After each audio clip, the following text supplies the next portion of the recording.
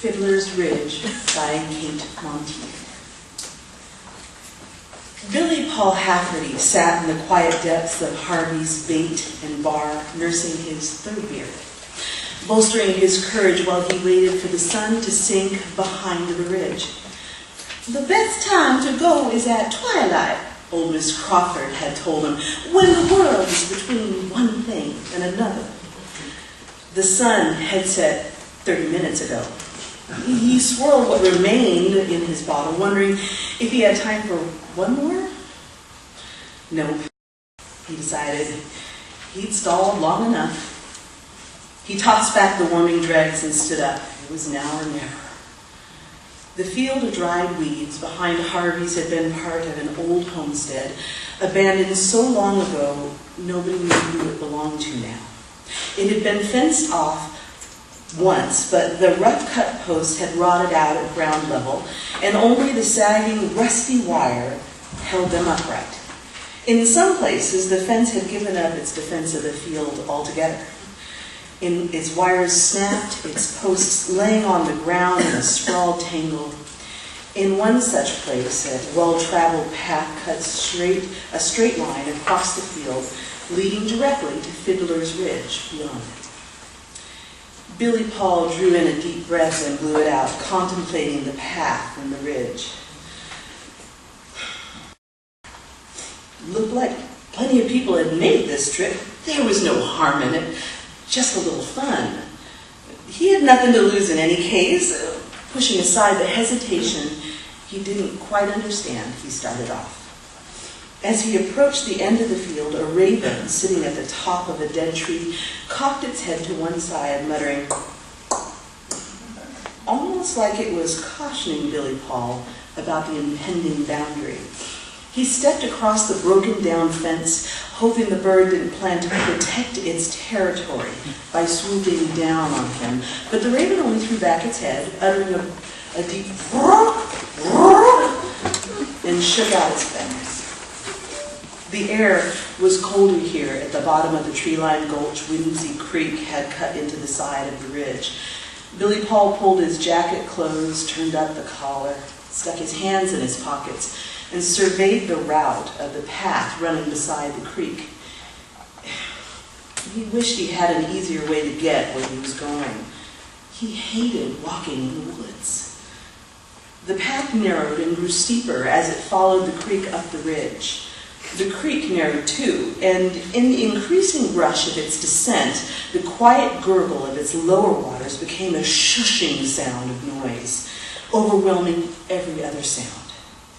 The moisture-laden air coated the rocks and surrounding trees with fine mist that condensed and dripped on the path below. Billy Paul's smooth-soled boots were designed for hiking on damp earth. He slipped, and before he could get his hands more than halfway out of his pockets, fell to his knees. Cursing, he staggered to his feet and brushed himself off. 5 minutes later, he fell again and gave up trying to keep his hands warm, grabbing at anything that might help him keep his path and keep his balance as he climbed. The color was almost gone from the world by the time he finally reached the top of the gulch, and the leafless trees made lacy silhouettes against the fading sky. Now the path split in two, the left branch following the creek into the forest, the right into a small clearing where an old log house sat on one side. Warm yellow light spilled out of the open door and onto the porch, and in the yard beyond, he saw a tall, sturdy-looking woman walking toward the house from the chicken coop nearby. She wore a plain long dress with an apron and had her hair pinned up. She didn't look like she was expecting company, and he realized suddenly she might not appreciate a stranger showing up this time of day. Billy Paul squared his shoulders. He hadn't just climbed all the way up here to turn around and go back now. Leaving the creek and its noisy tumble down the gulch, he struck out for the house.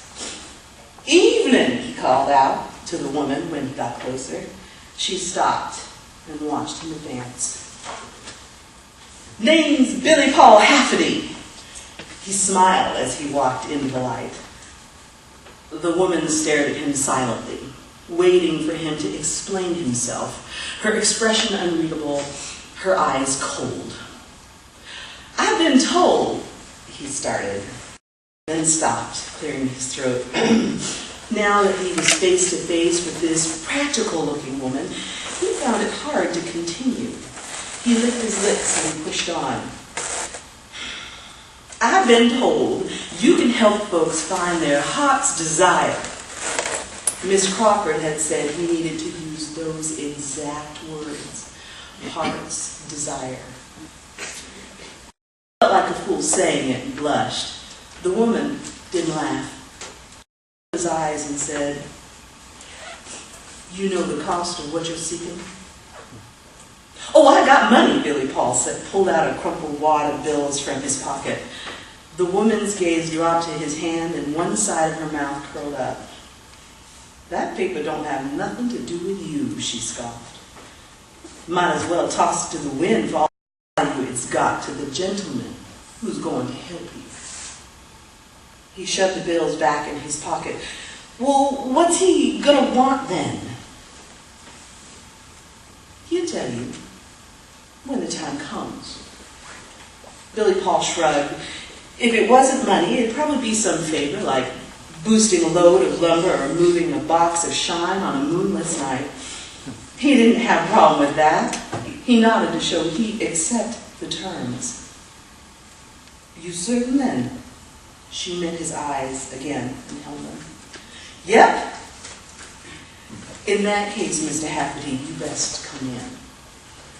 The raven's chords, "Craw! Craw!" echoed in the distance as he followed her up the steps and into the house. Stepping across the threshold was like stepping back into time. The single room was lit with a kerosene lamp and sparsely furnished with what looked like handmade furniture.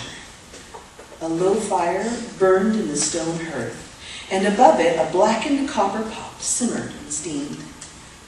He didn't see anything to sit on except a rickety three-legged stool and a rail-back rocking chair.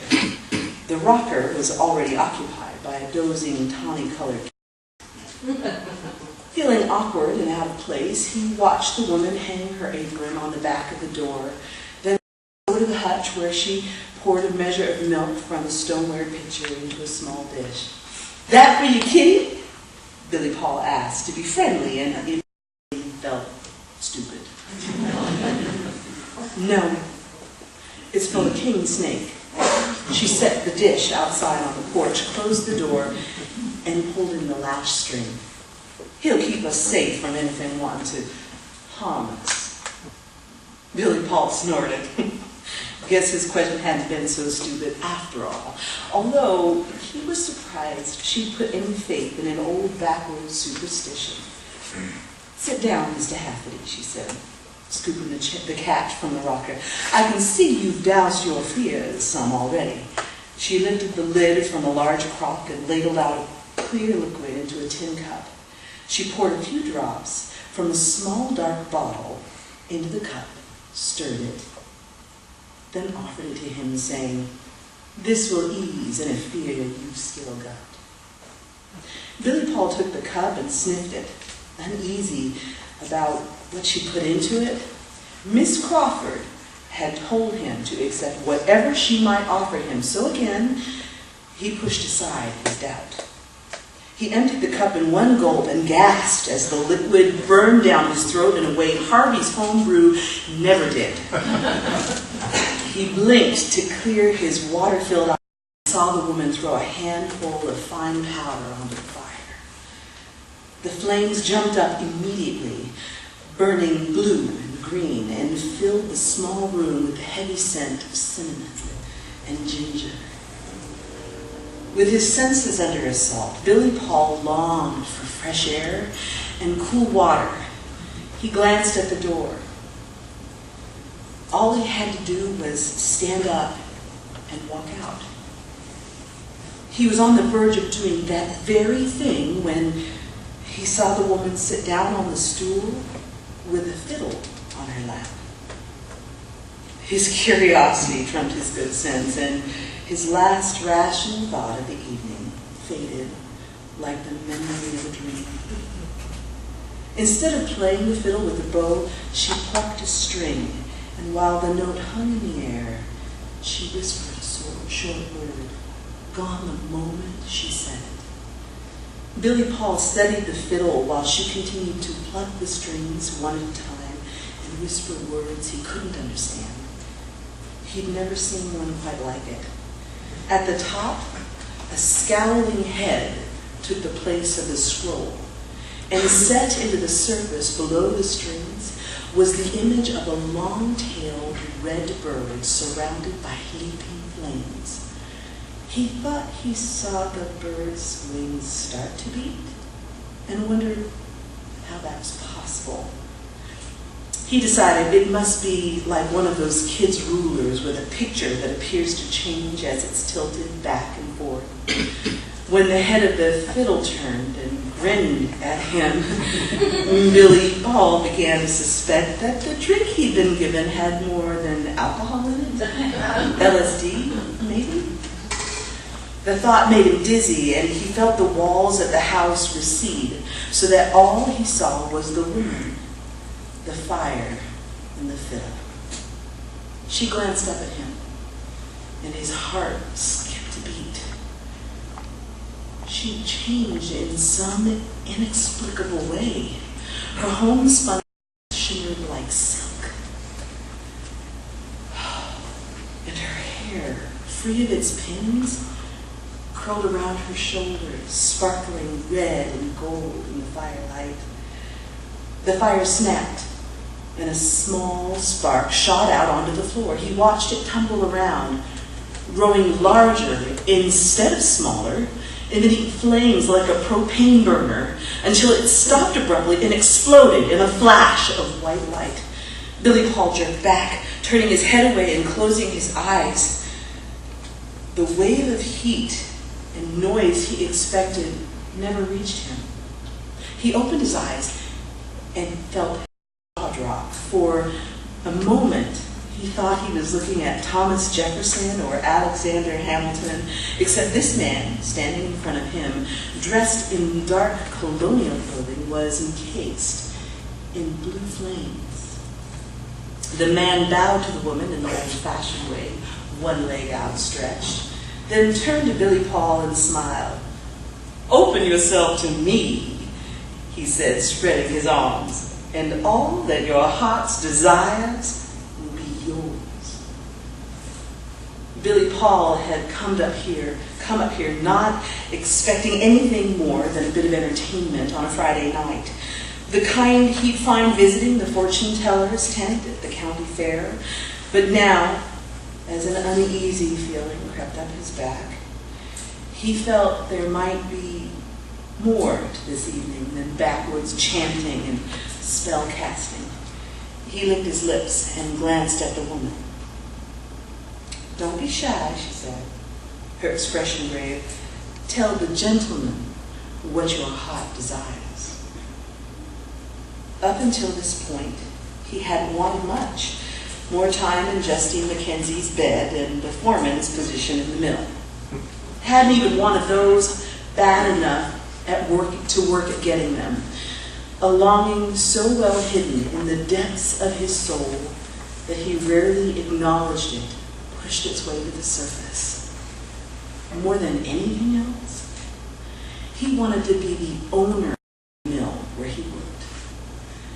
To live in his big house on the hill overlooking the valley, and to bed his sweet young wife every night.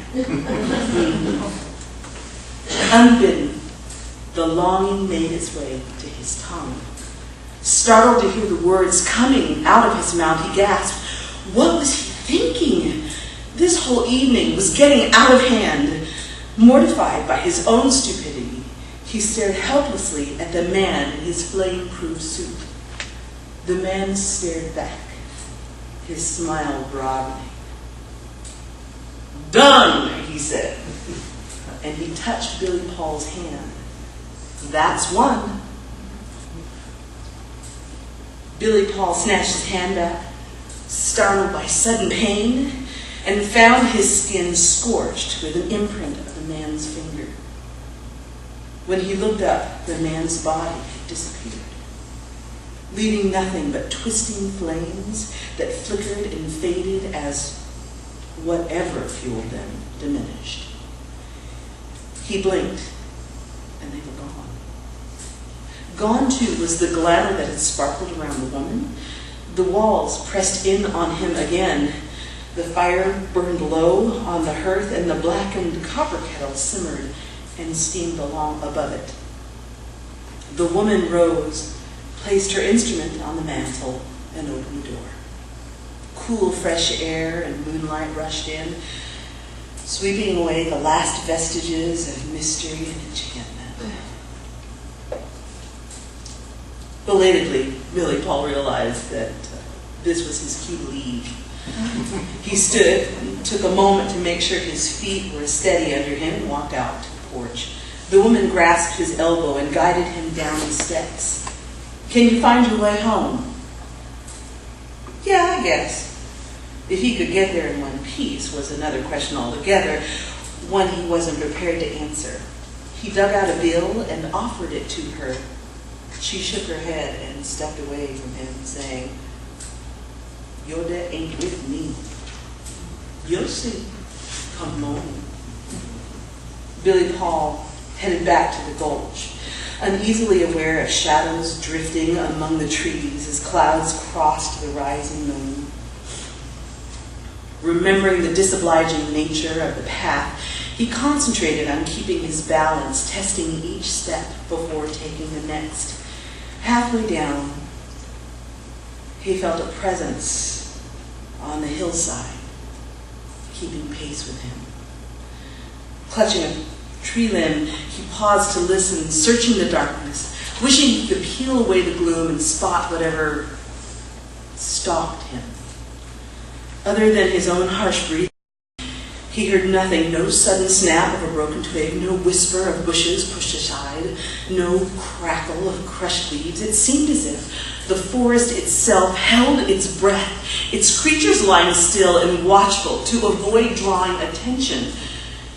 Even Whimsy's raucous descent was smothered by the looming silence. He rubbed the back of his neck, but the sensation of impending panic refused to go away. Despite the lack of evidence, Billy Paul knew something followed him, so he picked up his pace, willing to accept the jarring rush of adrenaline whenever he slipped. By the time he reached the bottom of the gulch, his ears ached with the effort of listening. He crossed the field, his shoulders taut, forcing himself to walk at a steady gait, afraid whatever lurked in the darkness might be provoked to spring on him if he ran. He wanted to look over his shoulder too, but kept his eyes on his truck, sitting by itself in the deserted parking lot, facing the field. The last 10 feet were the hardest. He fumbled with the door, scrambled in and slammed the door, and turned on the lights. The gray and black world turned gold and brown and red as the twin beams of light hit the ankle-deep weeds, the fence posts and the rusted wire. The path itself stood empty, a straight line of dusty gray disappearing into the black beyond the light. Billy Paul drew in a shaky breath and cursed himself for being an idiot, spooked by an unfamiliar landscape. He snorted and fished his keys from under the seat. Now that the effects of the alcohol and whatever else he'd been given to drink were fading, he felt foolish for ever thinking this was anything more than an elaborate trick. He was worse than an idiot. He'd been conned, lured into believing a well-crafted performance enhanced by some kind of drug. Of course there was nothing in the field. He turned the engine over and pulled out onto the highway. Home was only 3 miles away, but he took his time, even though it was unlikely the sheriff's deputy would be patrolling the roads this time of night. 10 minutes later, he pulled up to his single-wide trailer and stumbled in the front door. His dog, Argos, looked up from the couch where he was sleeping, thumped his tail once in greeting, and went back to sleep. Billy made his way to the bedroom, kicked off his muddy boots, and fell into bed fully clothed. The evening wasn't a total waste, he decided. He had quite a time with a very interesting woman, and it hadn't cost him a dime. In the back of his mind, he wondered why she hadn't taken his money. But it was a thought easily pushed away. He closed his eyes and slept like the dead.